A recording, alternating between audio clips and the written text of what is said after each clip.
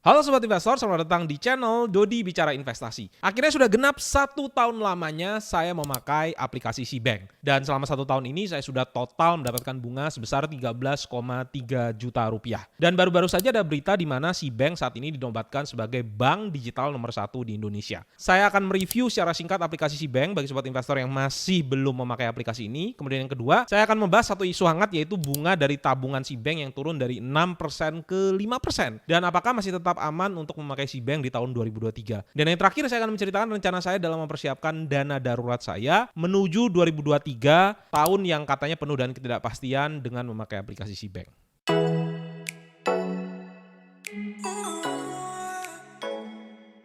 Sebelum kita lanjut ke konten, ada sedikit pengumuman ya. Dodi Bicara Investasi sudah mulai ekspansi ke beberapa platform, mulai dari Instagram, juga ada di TikTok, serta saya juga aktif di YouTube Shorts.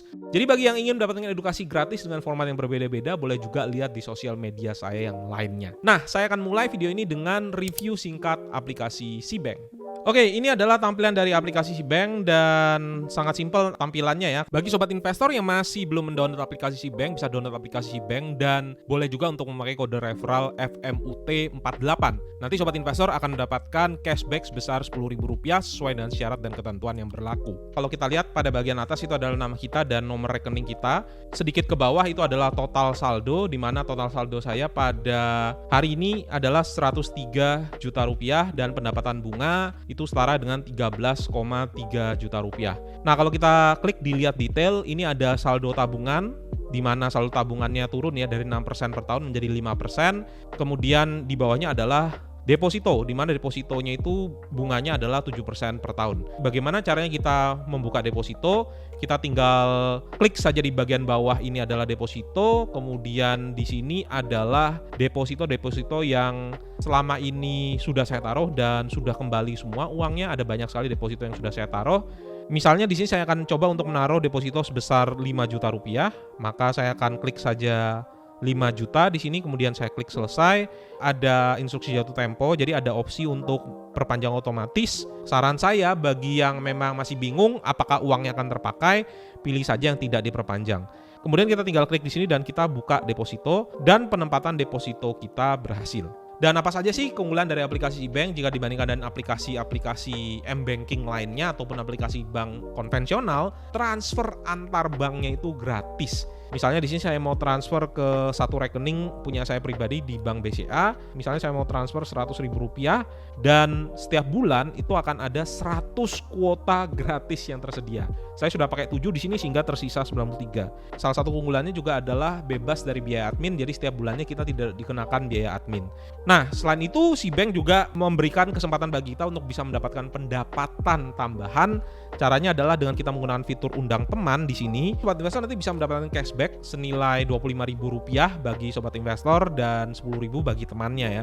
Di sini saya sudah mendapatkan hadiah senilai Rp125.000 dan tinggal kita klik klaim saja, maka nanti saldonya akan bertambah di saldo utama kita.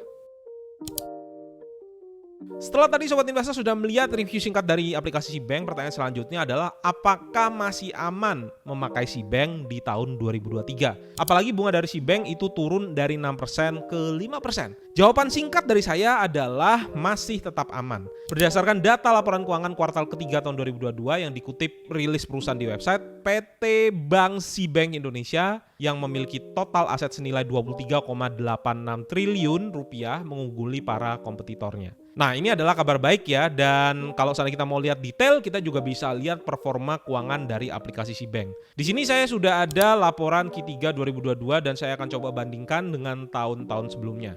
Yang pertama, kita akan coba lihat di pertumbuhan asetnya ya. Total tercatat 23,7 triliun versus 8,4 triliun. Artinya total aset dari SeaBank ini sudah naik lebih dari 100%. Selanjutnya kalau kita lihat lagi untuk tabungan dan deposito tercatat di bulan Oktober itu totalnya adalah 17,5 triliun ya kalau kita gabung, berbanding dengan sekitar 3,5 triliun dari tahun yang lalu.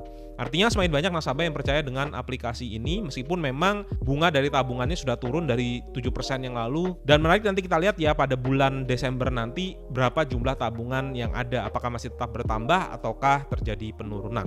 Hal yang penting lain yang kita perlu lihat adalah total kredit yang dibagikan. Ternyata di sini yang dibagikan adalah 16,1 triliun berbanding dengan tahun sebelumnya adalah 3,9 triliun. Artinya naik berkali-kali lipat ya. Salah satu yang membuat bank bisa mencatatkan keuntungan adalah apabila uang dari nasabah yang tadi kita kasih bunga deposito itu bisa kita putarkan dan kita salurkan dan kredit sehingga bank bisa mendapatkan yang namanya net interest margin. Beberapa hal lagi yang bisa kita lihat, terjadi peningkatan mulai dari pendapatan bunga, laba operasional dan juga laba bersih. Saat ini si bank sukses mencatatkan laba bersih sebesar 22 miliar rupiah. Sudah positif sejak tahun ini dan terus-menerus meningkat laba bersihnya. Tapi PR dari si bank sebenarnya adalah mengontrol kerugian penurunan nilai aset keuangan atau impairment yang saat ini sebesar 2 triliun rupiah. Oke, itu tadi dari sisi keuangan dari perusahaan ya, bagaimana dengan resiko tidak dijamin oleh LPS. Nah, bagi sobat investor yang masih belum tahu, si bank ini sebenarnya tercatat sebagai peserta penjaminan LPS.